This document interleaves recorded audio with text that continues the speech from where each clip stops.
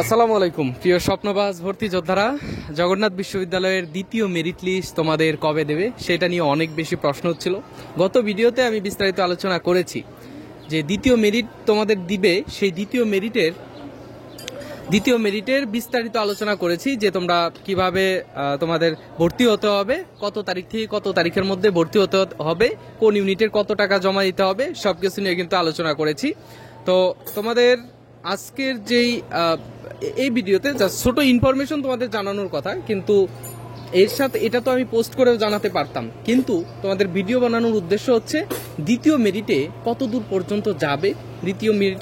পর্যন্ত যাবে, সেটা নিয়ে কিন্তু আমি ভিডিও অলরেডি দিয়েছি। তো এখন তোমার তৃতীয় মেরিটে কত দূর পর্যন্ত যাওয়ার সম্ভাবনা রয়েছে সেটা নিয়ে তোমাদের মধ্যে একটু কনফিউশন আছে। তোমরা অনেকেই, আমি তোমাদের ফটো কার্ড যাদের বানিয়েছিলাম, অর্থাৎ যারা তোমরা আমার ক্লাস করেছো, চান্স পেয়েছো, যাদের উইশ করেছি, তারা অনেকেই প্রশ্ন করছে ভাই আমি তো ওয়েটিংয়ে আছি, আমার কি সাবজেক্ট আসবে? যাদের আমি ফটো কার্ড বানিয়েছি তারা নিশ্চিত থাকো যে তোমাদের চান্স হবে, এবং যারা তোমরা ওয়েটিংয়ে আসো তোমাদের অবশ্যই চান্স হবে যদি তোমার রিজনেবল একটা মেরিটের মধ্যে থাকে। আচ্ছা, তো নেক্সট ভিডিওতে আমি তোমাদেরকে বলে দিব যে কত দূর পর্যন্ত তৃতীয় মেরিটে তোমাদের সাবজেক্ট পাবে, ঠিক আছে?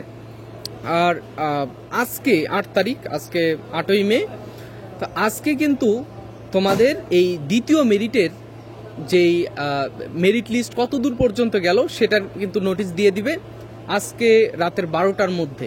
সো তোমরা যারা এই নোটিশে তোমাদের কোন ইউনিটের কত কোন শিফট থেকে কত দূর পর্যন্ত গেল সেটা তোমরা বিস্তারিত জানতে অবশ্যই আজকে সারাদিন এই চ্যানেলের সাথেই থাকবে। যে কোনো সময় আমি তোমাদের আপডেটটা জানিয়ে দিতে পারি, ঠিক আছে?